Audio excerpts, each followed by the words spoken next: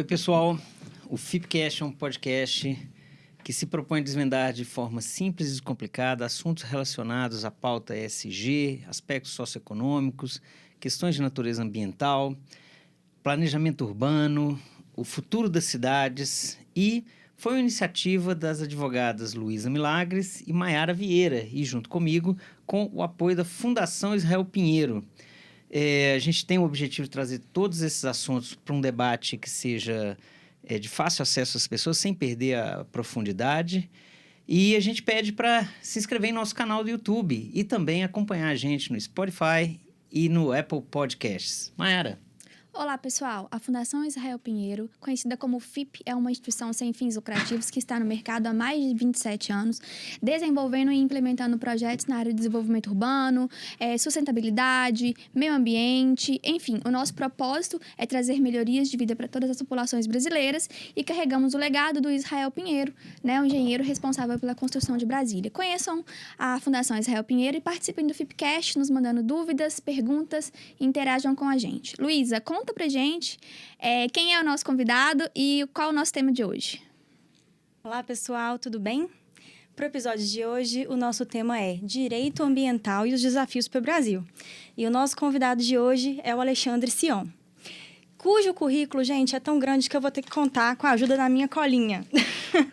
Além de advogado, o Alexandre, ele é pós-doutorando na Universidade de Salamanca, na Espanha, doutorando em Ciências Jurídicas pela Universidade Autônoma de Lisboa, mestre em Direito Internacional Comercial pela Universidade da Califórnia, presidente da Abdem, diretor do ICLEI, presidente da ABD Infra e, claro, sócio fundador do Sion Advogados.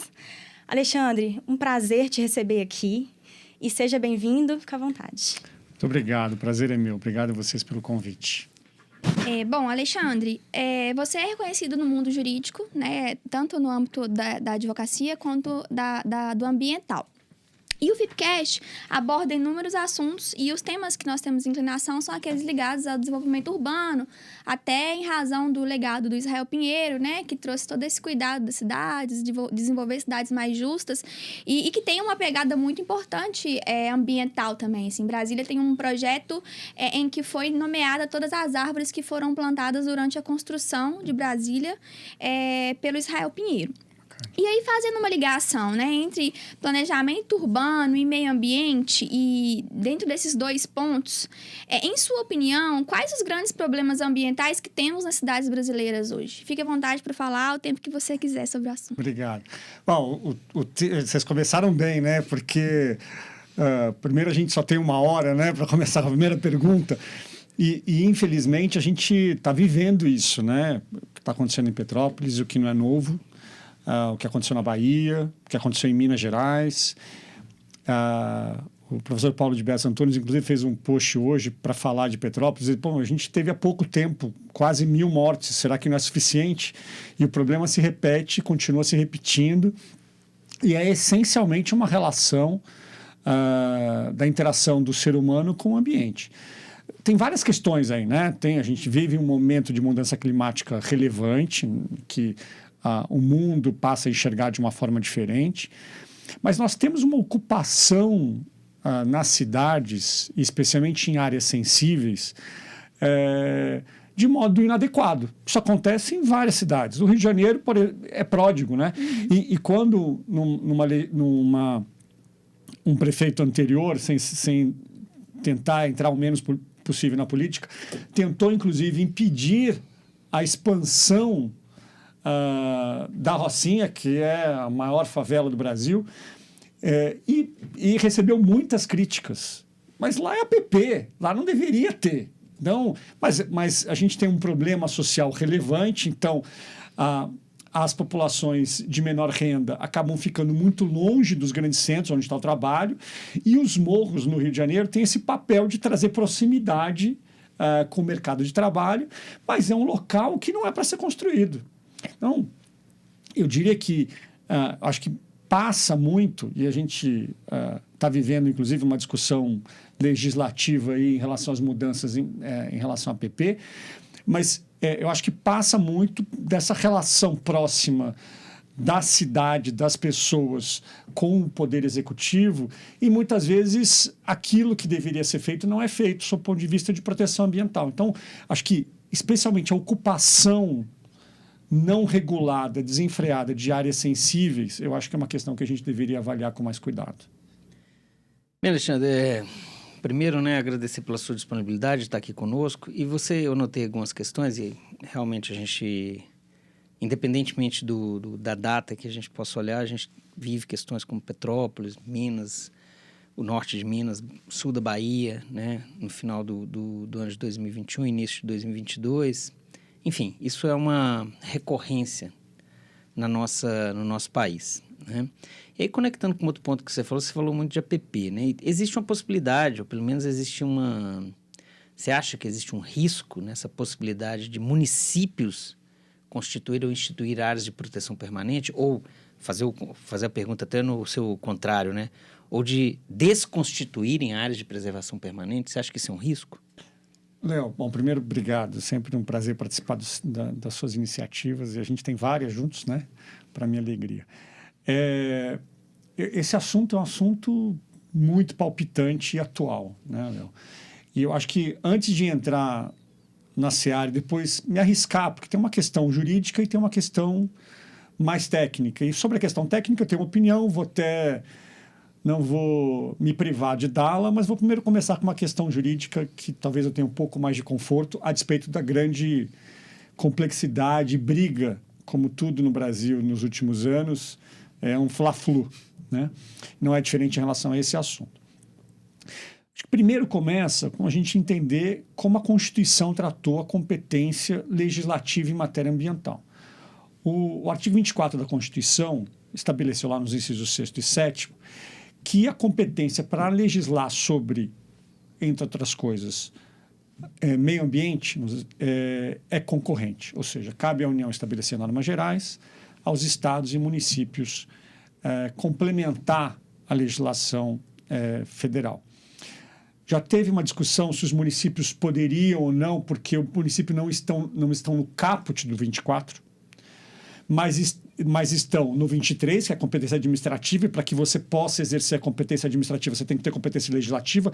Eu só posso proteger se eu tiver lei que assim estabeleça a minha conduta. E também por conta do artigo 30, que é da competência dos municípios, entre outras coisas, atuar no assunto de seu peculiar interesse e legislar sobre assunto de interesse local.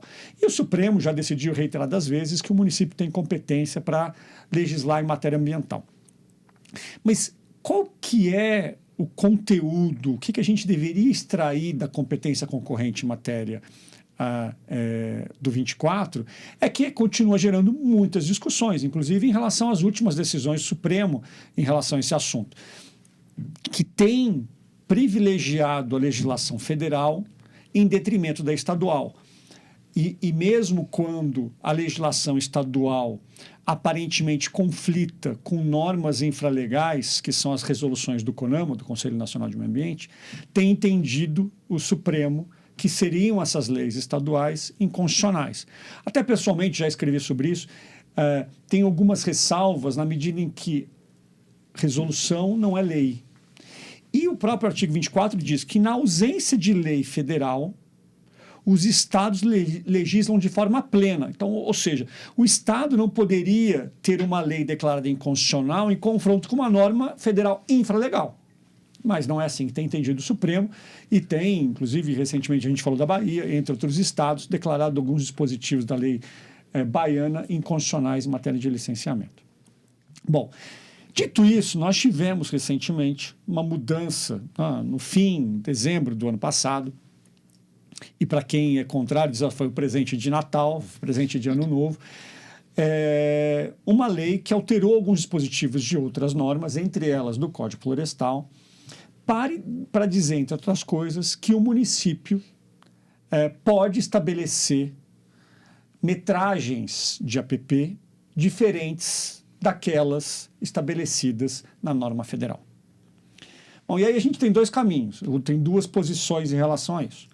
Uma, e vários colegas já se posicionaram nesse sentido, de que seria inconstitucional. não só colegas da advocacia, mas como professores, como também o Ministério Público.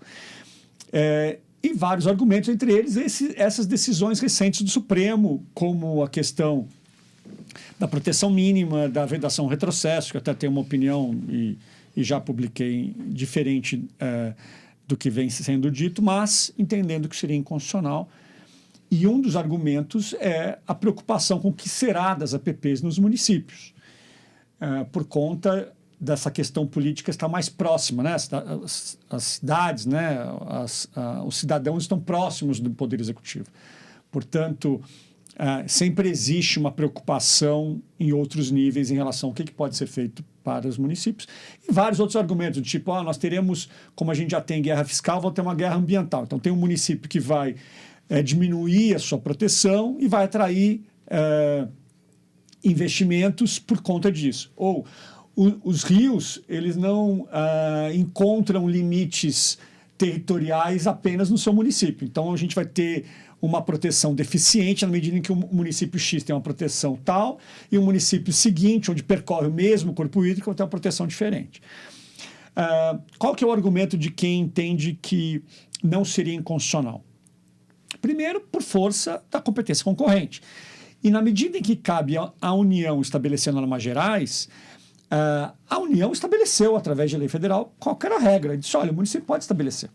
Então, e mais, é competência do município, na forma do 182 da Constituição, regular o seu território. Então, sob o ponto de vista eminentemente constitucional, me parece que até faz sentido essa leitura, na medida em que está dando concretude ao que estabelece uma norma geral. Então, a norma geral, na forma do 24, estabeleceu qualquer regra e caberiam os municípios que têm competência, que são autônomos, né? Os entes federativos, vale lembrar, são autônomos, né? A União não manda nos estados, os estados não mandam nos municípios, mas, e especialmente por conta da pergunta anterior e o que a gente vive hoje, aumenta a preocupação. Como o professor Paulo de Bessa tem dito, olha, a gente está vivendo isso.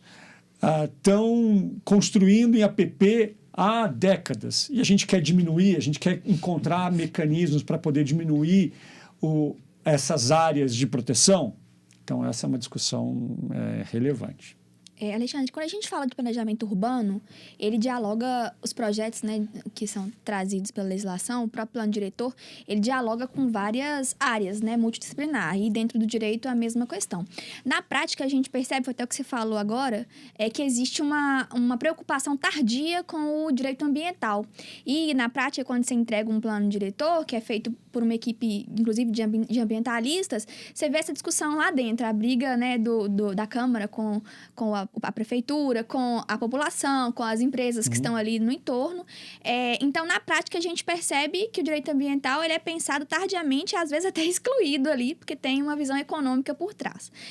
Dentro disso, qual que é a sua opinião? Como você acha que o direito ambiental pode contribuir mais nesse planejamento urbano, né? Como que isso pode ser aplicado? Ótimo, obrigado pela pergunta. Bom, eu acho que tem várias coisas, né? Várias coisas. E você tocou bem. Primeiro, é bom lembrar que a questão econômica e ambiental elas estão sempre ligadas, porque enquanto a gente não entender que a questão econômica tem um papel relevante nas decisões políticas globais, a gente talvez fique com um discurso ingênuo, né? Naivo. Então, a gente precisa entender esse contexto, né? Não quer dizer que é para privilegiar o econômico, mas é entender o contexto em que qual o ambiente se insere para que a gente tire o melhor proveito disso do ponto de vista de proteção ambiental, né? E, de fato, o que eu tenho visto nessas últimas décadas é que, não importa o Estado, de um modo geral, as preocupações, quando a gente discute um plano diretor, quando a gente discute a lei de uso e ocupação do solo, quando a gente discute o zoneamento urbano, as questões econômicas que têm um papel relevante, os interesses econômicos nessa discussão são sempre ressaltados em relação às questões ambientais. As questões ambientais acabam tendo pouco pano de discussão e vão a reboque desse conceito de que, a gente quer aqui prédio, a gente quer aqui uma área rural, a gente quer aqui uma área urbana. E, como é que entram as nossas áreas de proteção? Entram no caminho desse processo, né? Então, eu entendo que E alguns municípios têm feito isso, inclusive alguns municípios em que tem atividades de grande repercussão, ou de grande utilização do território, como a mineração, acabam discutindo o seu zoneamento também. Por exemplo, a gente discute a zona de autossalvamento na mineração.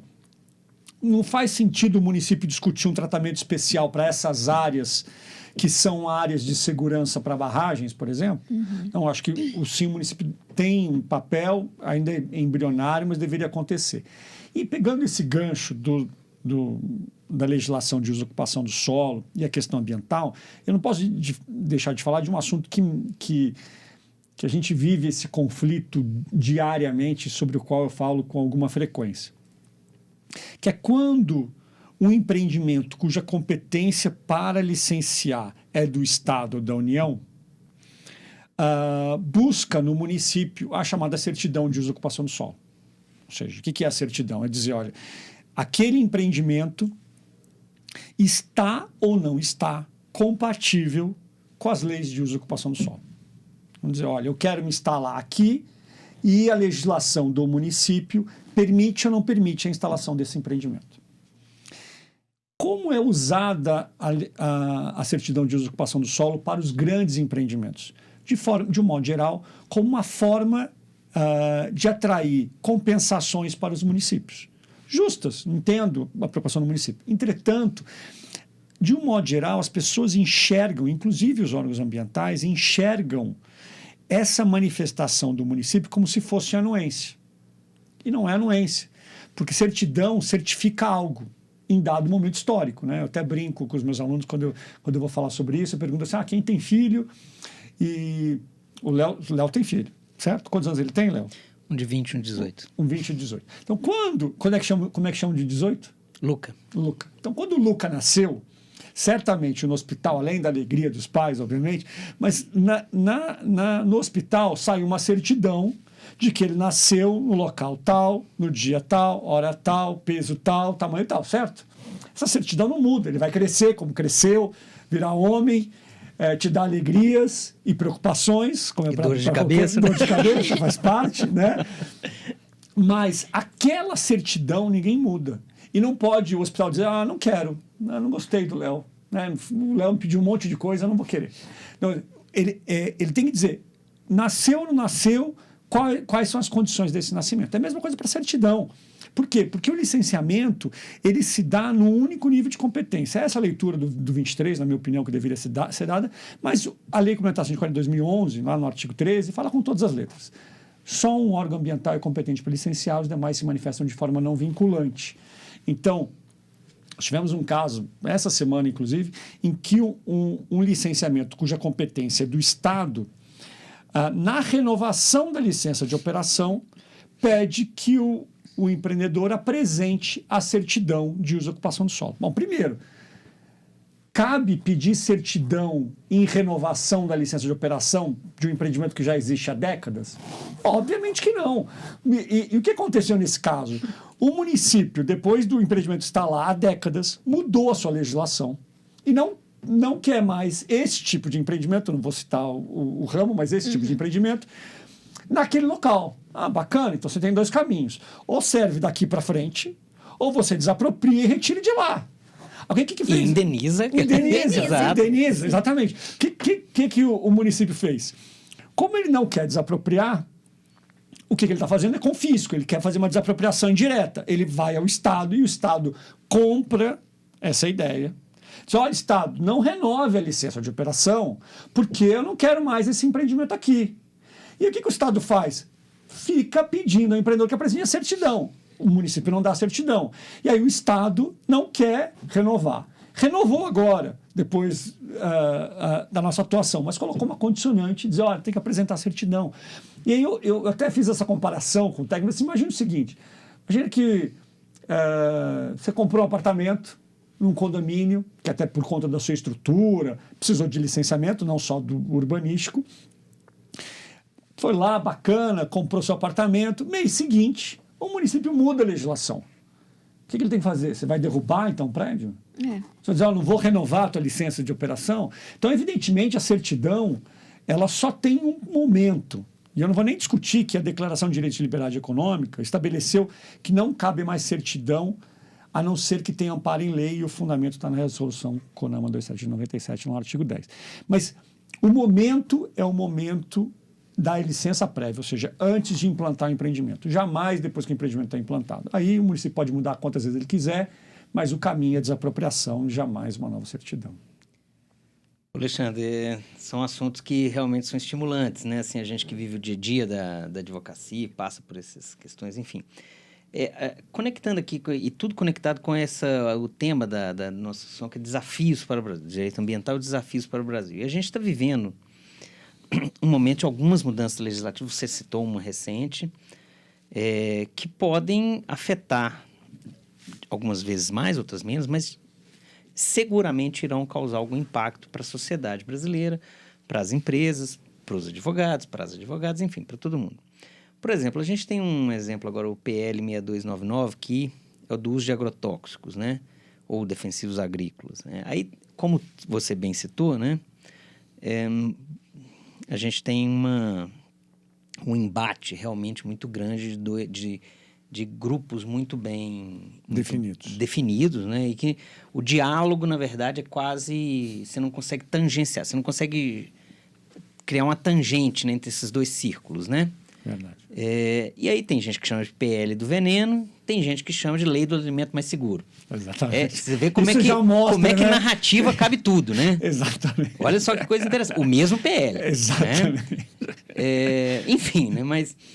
E a gente aqui, a gente não tem a ideia, né, do FIPCast não é ter um debate político, longe disso, pelo contrário. Não que não seja necessário para a sociedade, mas para a nossa discussão, que é sobre direito ambiental e desafios para o Brasil, né, como é que se enxerga esse tipo de questão legislativa ou mudança legislativa que vem se aproximando para o nosso dia a dia? Tá bom. Bom, acho que tem várias mudanças. E eu acho que tem algumas positivas. Outras, nem tanto. Então, acho que esse PL tem algumas preocupações. Eu entendo, e eu, inclusive, atendo setor de civicultura, por exemplo, que atendo o agronegócio. É um instrumento que faz parte do dia a dia desse mercado.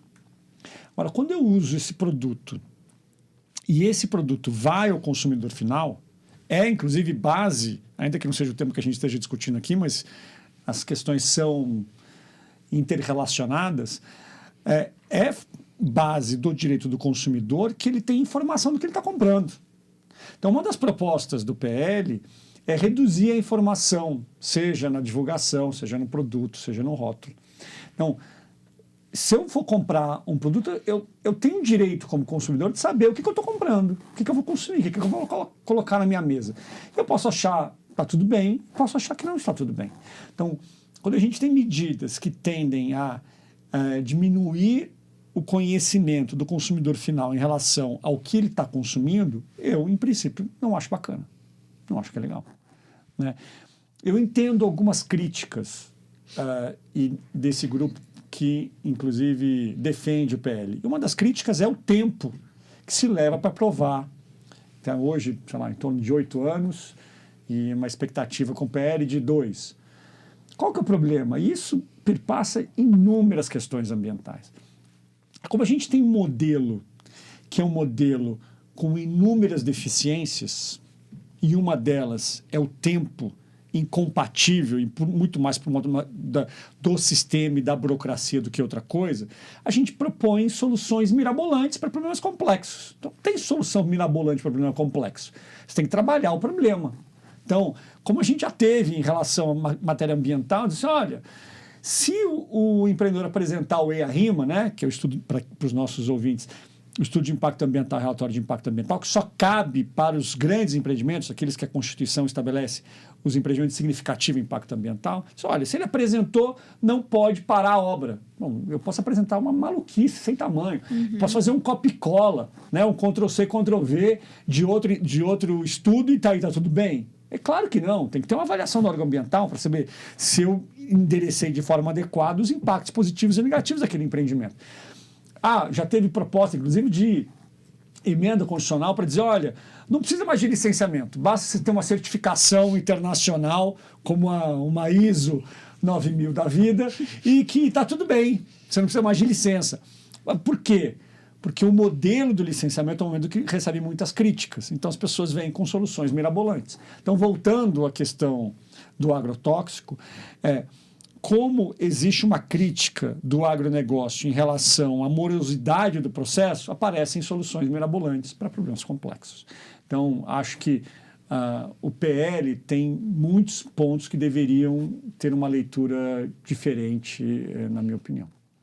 Alexandre, considerando a sua prática, né, que vai muito além da academia, que você vive no dia a dia, né, o que você acha que pode contribuir para os processos de licenciamento ambiental? Facilitar ou melhorar, enfim? Essa é uma pergunta de $1 milhão, né? $1 milhão já não pode falar, $1 bilhão de dólares, porque $1 milhão já virou dinheiro comum. Mas eu tenho algumas coisas para dizer. Eu já escrevi no passado com um colega, também um advogado, Marcos, tem um artigo publicado no Valor em que nós discutimos os problemas do licenciamento. E uma das coisas que a gente desenvolve é para dizer, bom, primeiro, ninguém está satisfeito com o licenciamento. Por motivos diferentes, mas ninguém está satisfeito. O empreendedor acha que demora demais. Os órgãos de controle acham que tem vícios inúmeros e em todos os grandes processos, quer participar de forma ativa, aquilo que, em tese, deveria ser competência do Poder Executivo e com a atuação do controle só naqueles vícios legais. A sociedade civil acha que o capital compra tudo, né? Então, existe aí uma relação não republicana, né? tensa. Os órgãos ambientais morrem de medo, porque eles respondem, inclusive, criminalmente. Há, inclusive, um dispositivo da Lei de Crimes e Infrações Administrativas Ambientais que criminaliza a conduta do agente público que concede uma licença ou autorização em desacordo com as normas ambientais. Aqui, aos ouvintes, vale dizer que norma é o gênero do qual lei é espécie, significa dizer que não é só lei. Então, essa infinidade de normas infralegal, portaria, instrução normativa, resolução e por aí vai. Essas milhares de normas que nós temos, ele descumpriu uma delas, pode estar em curso no crime, que admite a modalidade culposa, ou seja, mesmo que ele não queira conceder uma licença de forma irregular, ele faz porque agiu sem cuidado, porque não avaliou essas milhares de normas. Então, isso é um risco que acaba engessando a atuação do agente. É melhor não fazer nada, porque se eu fizer alguma coisa, eu tenho um grande risco de ser criminalizado. Tem colegas, presidente de órgão ambiental, secretários de Estado, diz assim, olha, a gente perde os grandes profissionais por 2 motivos. Um, porque o mercado paga melhor, e o outro, porque ele morre de medo de alguém bater na porta dele, né, como o japonês da Federal, né, e aparecer nos jornais, depois, não aconteceu nada. Não, ele não fez nada, mas ele já foi julgado, condenado, cumpriu pena, tudo na mídia. Então, eu acho que uma das coisas que, na minha humilde opinião, a gente deveria fazer é repensar. Eu acho que a gente não tem espaço político para isso, vou ser sincero. Mas acho que a gente deveria repensar o modelo do licenciamento ambiental no Brasil. Não para não ter, claro que a gente também acha que as soluções mirabolantes de vamos acabar com a licença também não são soluções adequadas, mas trazer especialmente alguma estabilidade para os órgãos públicos. Eu acho que isso é um papel que, como sociedade, a gente deveria brigar. Antes de brigar que a licença deveria sair mais rápido, antes de brigar se eu deveria ou não deveria ter ido ao judiciário, eu acho que a gente tem que trazer estabilidade a quem cumpre um papel público em benefício da sociedade. E hoje, e eu até brinco, o técnico dos órgãos ambientais, eles levam porrada de todo mundo. Uhum. De todo mundo. E quando a gente lida com órgãos frágeis, nunca tem uma solução adequada. Então, acho que se a gente começar construindo mecanismos para... A gente tem algumas iniciativas, como, por exemplo, a Declaração de Direitos de Liberdade Econômica, as mudanças trazidas... Por isso que eu disse que tem propostas legislativas que são positivas, na minha opinião. Os artigos que foram incorporados à LINDB, Lei de Introdução às Normas de Direito Brasileiro, lá do 20 ao 30, e, entre outras coisas, estabelece, por exemplo, que o agente público, na sua atuação, só poderia ser responsabilizado em caso de dolo ou culpa grave. Não pode ser esse descuido, não é porque ele não viu todas as normas. Então, acho que a gente tem algumas iniciativas, na minha opinião, positivas, mas acho que talvez o caminho passe por aí. Aproveita. Você citou um ponto aí, Alexandre, que eu acho super legal, que é um fenômeno que a gente já vem discutindo, inclusive num dos livros que a gente teve a oportunidade de trabalhar junto, que você organizou, eu e nossa colega, que você conhece, Mariana Welter, a gente escreveu sobre o direito administrativo do medo, que é exatamente... Excelente artigo. Tem gente que chama apagão das canetas, canetas. né? Enfim. É um fenômeno que existe no Brasil, acho que é interessante. E, emendando com o que você está falando do licenciamento, a gente tem o projeto que hoje está com o deputado Kim Kataguiri, se eu não me engano. A gente precisa de uma nova lei de licenciamento ambiental? Ótimo. Na verdade, o Kim, ele acabou não sendo oficialmente o relator, ele conduziu diversas audiências públicas e... Originalmente era um deputado do PT lá em 2004, então, no PL, né? teve esse projeto está 17 anos no Congresso. 17 anos no exatamente. Congresso. O deputado Kim, até já fiz vários eventos com ele, e nós escrevemos um livro em que a gente comenta o PL, que é Comentários ao Projeto de Lei Geral do Licenciamento Ambiental, também organizado pela Abidem. Acho até, já o elogiei publicamente, eu acho que ele teve um papel de se debruçar sobre o assunto, de estudar, que é até relativamente incomum entre os congressistas, mas ele que não entendia nada, patavina de direito ambiental, ele consegue discutir com bastante conteúdo essas questões. O projeto foi aprovado na Câmara dos Deputados e foi ao Senado, e que hoje enfrenta algumas resistências. E também, como você também já falou muito bem, né, Léo? A gente está dentro daquele grupo do Fla-Flu, né, também em relação ao PL do licenciamento. Bom, primeiro vou tentar responder objetivamente a tua pergunta, depois tentar explicar os meus pontos e esses prós e contras. Primeiro, a pergunta foi: nós precisamos de uma lei geral? E a minha resposta objetiva, entendo que sim. E eu vou dizer por quê. Vamos lembrar lá do artigo 24 que eu comentei, acho que na primeira pergunta que vocês me fizeram. Eu disse que o artigo 24 da Constituição, que trata da competência concorrente em matéria ambiental, em matéria de legislação ambiental, ou seja, o poder que os entes federativos têm para criar leis, cabe à União estabelecer normas gerais e os estados e municípios complementar. Que lei federal nós temos hoje sobre isso? Nenhuma. Nós não temos. O que nós temos é uma lei de 1981, que é a Lei da Política Nacional do Meio Ambiente, a Lei 6938 de 81, que tratou do licenciamento, mas disse, olha, cabe, lá no seu artigo 10, cabe licenciar todo e qualquer empreendimento que cause, ainda que potencialmente danos ao meio ambiente, ou utilize recursos naturais. Tudo bem. Agora, como? Nós não temos lei. E aí nós temos as resoluções do Conselho Nacional de Meio Ambiente. A gente tem a 237 de 97, que trata essencialmente do procedimento, e nós temos a resolução CONAMA 01 de 86, que trata especificamente do EIA-RIMA. Essas decisões judiciais às quais eu me referi, inclusive do Supremo, que discute a constitucionalidade de dispositivos de leis estaduais, são em confronto com a resolução do CONAMA 237 de 97. Então, você dizer que leis estaduais, inclusive leis complementares estaduais, são inconstitucionais em confronto com uma resolução do CONAMA, traz instabilidade jurídica. Porque, ainda que eu entenda que o CONAMA teve delegação da 6938 para estabelecer normas e procedimentos, lei ele não é. E não tem representatividade política nem popular, e nem republicana. Exatamente. Então, assim, não é à toa... Não significa que você é contra ou a favor de um determinado exatamente, órgão, é isso. A lei tem um papel, é que a gente até brinca, né? Assim, que aquele negócio lá do artigo 5º, tal, lá, direitos e garantias fundamentais, que ninguém fará ou deixará de fazer isso na virtude de lei, parece, sim, tábua rasa, porque virou tão comum a gente ser obrigado a criar obrigação sem amparo em lei por norma infralegal, que a gente acaba banalizando uma coisa que é muito séria.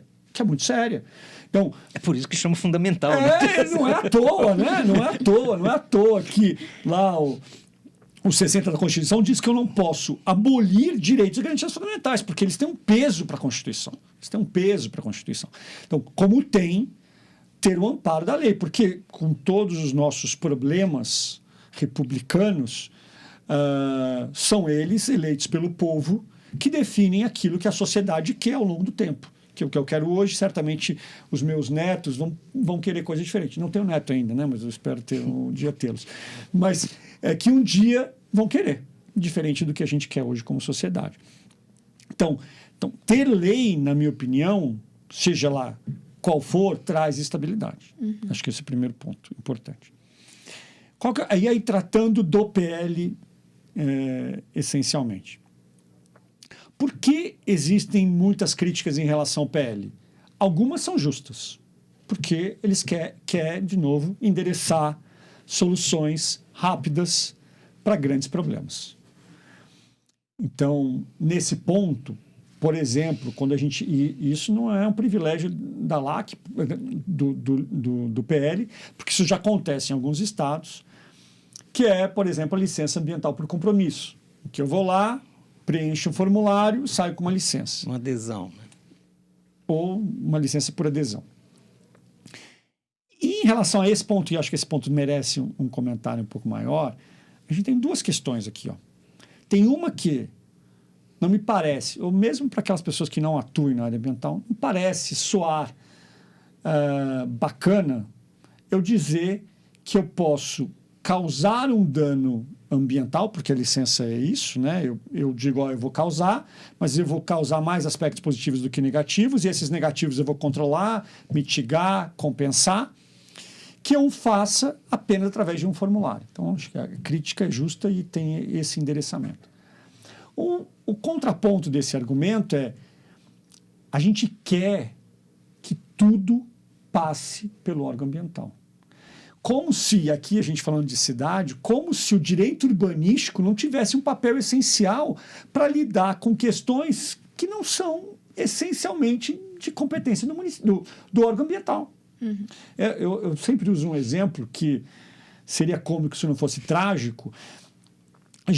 E não foi nenhuma vez, nem duas, já se quis que o órgão ambiental licenciasse a implantação de uma padaria.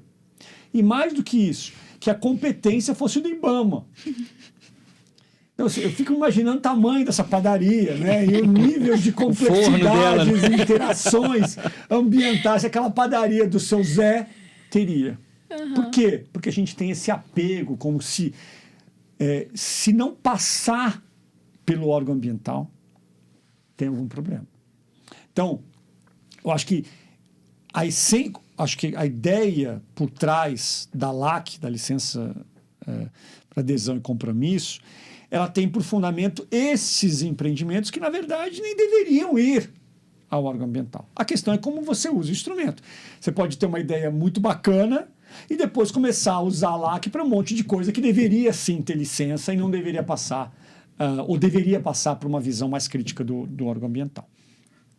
É claro que, na medida em que a gente for evoluir como sociedade, nós teremos a mão pesada do Estado para aqueles casos em que há um desvio do cidadão.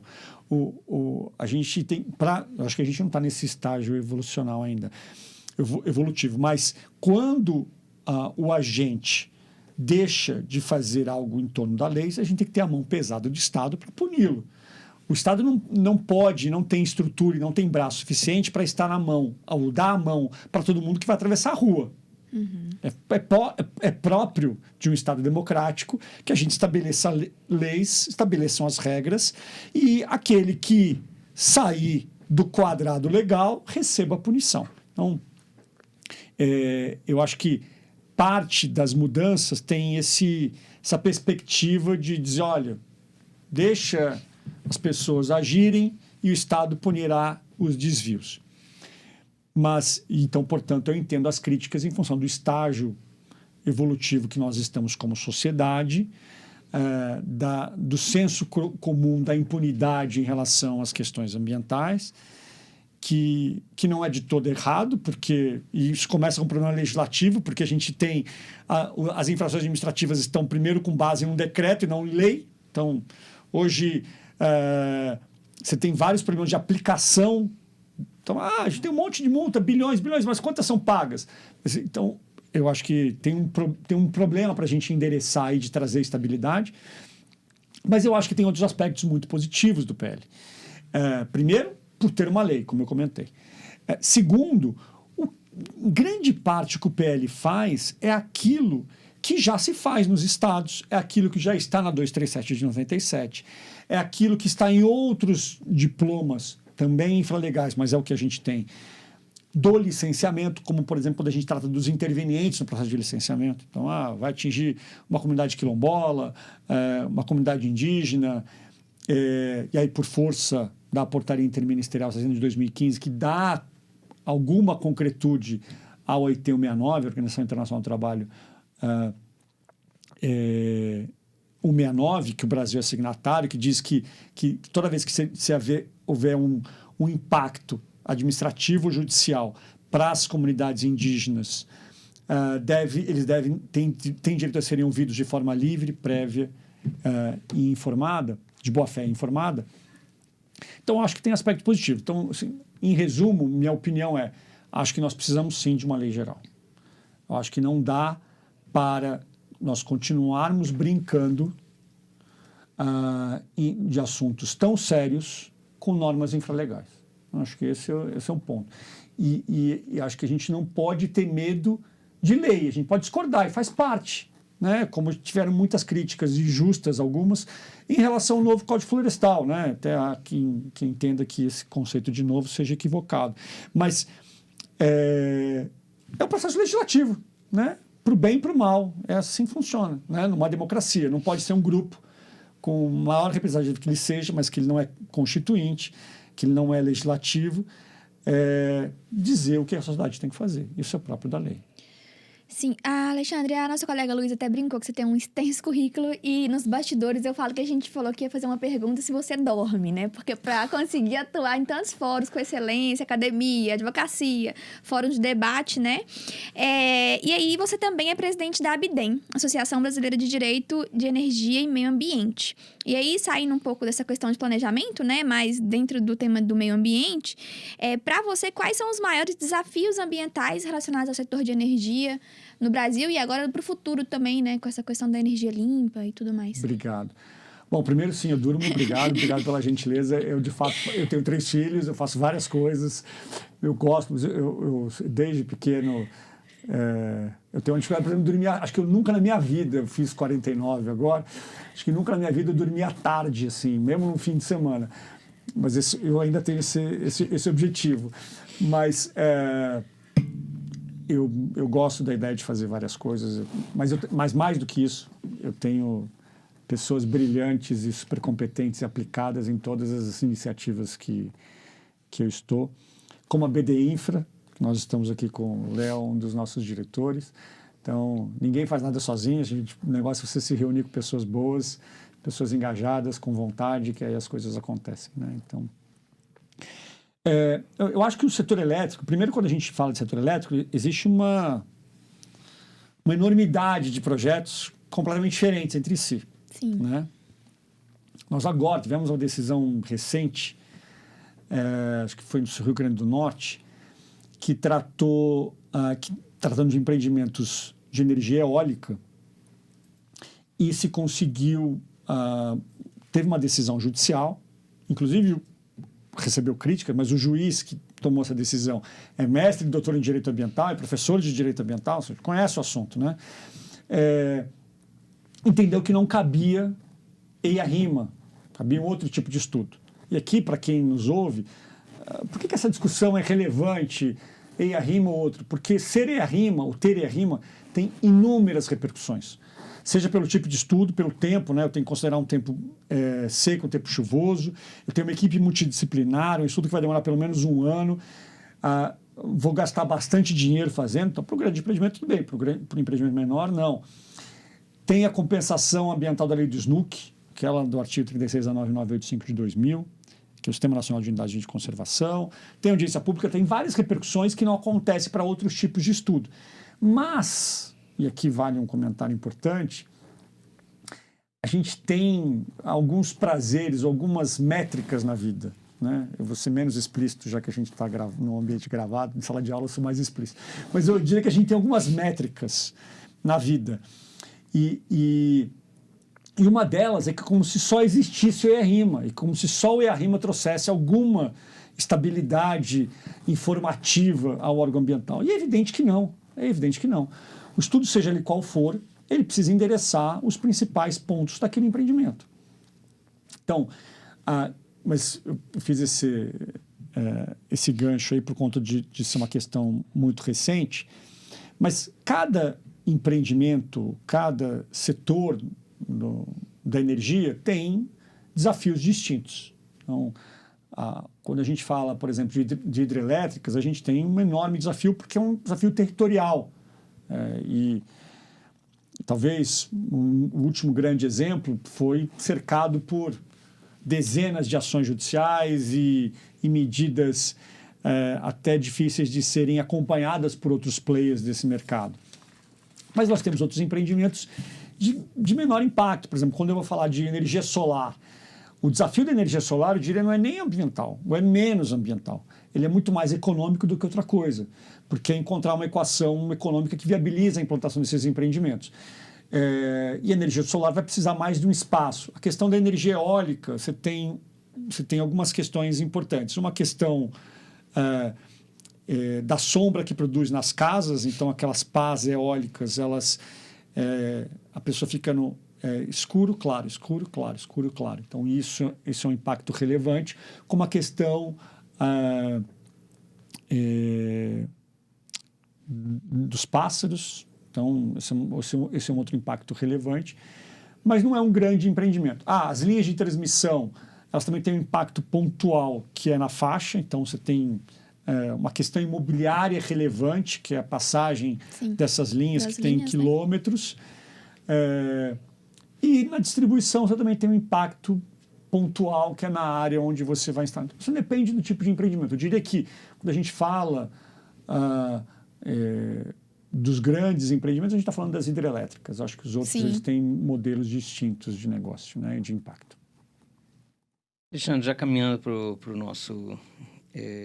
indo para o encerramento dessa... Porque é muito instigante essas conversas, né? Eu particularmente gosto muito dessas discussões, né? E são coisas que eu não atuo na área, então você me falou agora da questão eólica do sol, né? Claro, escuro. Eu falei, gente, eu nunca imaginei que acontecia isso, né? E é um negócio importante, né? Sim. Sem dúvida. E tem a questão até do montante de energia que consegue produzir ou não. É difícil acomodar todas as questões. Porque nós, como sociedade, desculpa, mas a gente quer, né? A gente tem uma demanda por energia. Não consegue viver sem energia. É que tudo vem a reboque, né? Nada é sozinho. Então... Exato. E assim, até a questão da descarbonização, a questão mais... Mas assim, aproveitando então, assim, na sua opinião, quais as perspectivas do direito ambiental para os próximos anos? Né? Até colocando assim, até pegando o que a Mayara falou, assim, do desafio da energia e tal, e ela falou da questão da energia limpa, mas o que você enumeraria, assim, olha, essas são as questões que a gente vai enfrentar no direito ambiental nos próximos anos? Bom, eu vou tentar ser breve aí por conta do tempo, apesar da complexidade da pergunta. Eu acho que tem algumas coisas acontecendo no mundo, né? Uma delas é, inclusive, a onda do ESG. Acho que não dá mais para... o mercado já, e talvez esse seja, voltando ao nosso comentário primeiro, no sentido da relação econômica com o ambiental, na medida em que eu tenho um papel importante dos mercados, talvez seja o maior regulador desse processo, né? Quando eu tenho uma exigência do mercado para condutas adequadas, conformes, e mais do que isso, que extrapolem apenas o cumprimento o compliance, certamente existe um incentivo para medidas cada vez mais amigáveis com o ambiente. Acho que esse é um caminho sem volta, não só no Brasil, mas acho que ele é global. Existe uma discussão, e a COP 26 agora na Escócia mostrou isso, que ele sempre existiu, com diferentes perspectivas, e continua existindo, e ainda não existe uma equação para trazer uma solução para um problema, que é o nível distinto de evolução, de desenvolvimento dos países e a contribuição de cada um para, entre outros aspectos, a mudança climática. Então, a gente tem visto inúmeras iniciativas, inúmeras questões que demonstram que a mudança climática é uma questão relevante global, não só nacional. E existe intenção e perspectivas diferentes para cada país. Então, o Brasil tem, pela nossa estrutura, sempre teve uma atuação grande nessa preocupação ambiental, o que não acontece com outros mercados em que a questão econômica tem um papel mais relevante. Então, quando eu digo isso, na hora de assumir os seus compromissos globais. Quando o Léo fala de descarbonização, isso tem um impacto econômico. Sim. Recentemente eu fiz um evento com a Secretaria de Meio Ambiente do Amazonas, e o secretário estadual de Meio Ambiente do Amazonas está dizendo isso. Grande parte da população do Amazonas vive abaixo da linha da pobreza. Quando a gente discute a Amazônia, a gente não consegue enxergar isso. A gente só diz, não, é o pulmão do mundo, eu quero aquilo lá do jeito que está. Eu quero lá do jeito que está. Então, a gente precisa enxergar que contrapartidas o mundo, não só o Brasil, que contrapartidas o mundo terá para que eu deixe de desenvolver. Isso tem um custo econômico. Tem um custo econômico não trazer empresa, indústria, trabalho, emprego para as pessoas que moram na Amazônia. Tem um custo social. A gente precisa enxergar e precisa discutir isso. Então, o que aconteceu nesses últimos anos, do seu ponto de vista internacional, foi muito mais promessa do que ações efetivas. Então, a gente precisa enxergar isso, porque nós somos, infelizmente, um país com enormes desigualdades sociais, com uma população ainda muita gente abaixo da linha de pobreza, como o exemplo do saneamento, como é que a gente consegue conviver Sim. com milhões e milhões de pessoas sem saneamento básico, sem água potável, e a gente continua convivendo com isso como se fosse uma coisa no outro planeta, né? Como o que acontece na África. É como se isso não acontecesse no planeta Terra. As pessoas estão preocupadas com o dia a dia. Até a ONU falou assim, a gente está discutindo a quarta dose da Covid, da vacina do Covid, mas a África está muito longe da primeira. Então, então é como se fosse outro lugar. A gente não se preocupa. Então, acho que a gente discutir ações globais, né? Mas com atuação, pensar globalmente, né? Agir localmente, uma das premissas. Mas pensar que a gente precisa pensar de uma forma para além da nossa caixa Brasil, eu acho que é um caminho que a gente precisa desenvolver. Bom, a gente está aqui chegando ao final, né? Uma pena porque foi muito rico, mas a gente queria te pedir duas coisas para fechar. Uma primeira delas, falar para a gente das suas últimas iniciativas de publicação. Você publicou recente um e-book sobre ESG, né? E de fato a gente tem pouca doutrina sobre isso, tem pouca gente falando, é um tema mais recente, então contar para a gente dessas suas iniciativas de publicação. E também dar uma dica cultural, né, para os nossos ouvintes, dentro daquilo que você atua, que você acha que é importante e acessível para que as pessoas conheçam um pouco mais dessa temática tratada aqui hoje. Legal, obrigado. Bom, primeiro, sim, é um e-book e também vai sair a versão impressa agora, também um livro organizado pela Bidem, fruto do simpósio internacional que nós fizemos com a Universidade de Sevilha, na Espanha. Antes disso, a gente publicou também um outro sobre ESG, também fruto de um grande evento com a Universidade de Salamanca, também na Espanha. Este ano devem sair pelo menos mais 2 livros, que é o tomo 3 do Energia e Meio Ambiente, da Bidem, e o Direito Minerário em Foco. Também acho que devem sair esses 2 livros.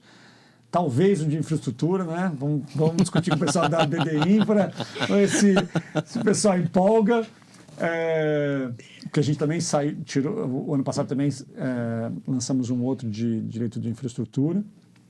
Porque eu acho que nós, como professores, eu acho que a gente tem uma contribuição para dar, né, humildemente, mas, né, para o nosso mercado. Eu acho que quem dá aula hoje dá porque a gente enxerga que a gente pode, de alguma forma, contribuir com a vida das pessoas, né? Eu acho que isso, para mim, é muito gratificante. Sendo muito transparente, eu não ganho dinheiro dando aula.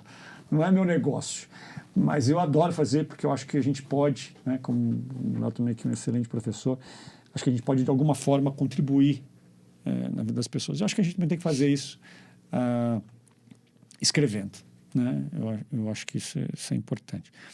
Bom, sobre dicas, eu tô assistindo um filme no Netflix, esqueci o nome daquele, que discute, inclusive, o papel. É um filme muito interessante que discute o papel da mulher como mãe, como ser individual, discute a culpa da mulher. Maid? Não. Não, o Maid é o da menina que vira empregada doméstica, né? Não é o do... Tem um recente na Netflix mesmo, né? Almodóvar? Almodóvar? Não, esse é... Eu vou encontrar aqui o... Eu vou encontrar o... cadê? A Filha Perdida. Legal. É um filme muito bacana. Super legal. E eu acho que certamente não é só para as mulheres, mas para as mulheres tem um peso, né? E eu acho que também para os homens, porque eu acho que isso tem uma coisa que a sociedade moderna trouxe, é um olhar masculino diferente para essa relação, né? Eu acho que isso é importante.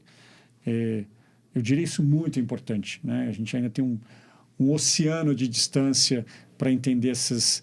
E ele discute maternidade, discute o papel da mulher como ser, né? Discute a culpa, né? Porque sempre nasce um filho, nasce uma mãe, mas também nasce um pai com culpa, mas principalmente uma mãe com culpa. Então, acho que ele é um filme muito interessante. Tem um musical que eu...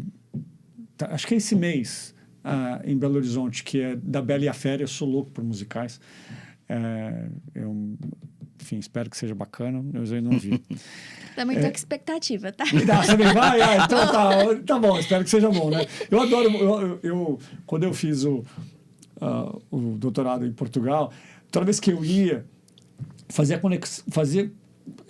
questão de fazer conexão em Londres para pegar... eu passava um dia para ir a um musical. Então, assim, eu gosto muito.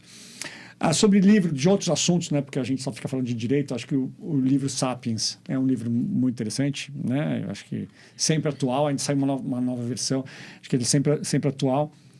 E um outro filme, aliás, seriados eu tenho um monte, assim, eu adoro seriados da Netflix, um deles é Vikings, estou esperando a próxima temporada, mas tem 2 filmes. Um outro seriado é o Round 6, que eu acho que eu comecei assim com uma resistência. Foi meu filho mais velho, eu tenho um filho de 23, meu filho mais velho que me indicou e eu gostei bastante. E tem um que eu vi agora, chama Intervenção, que é um filme brasileiro que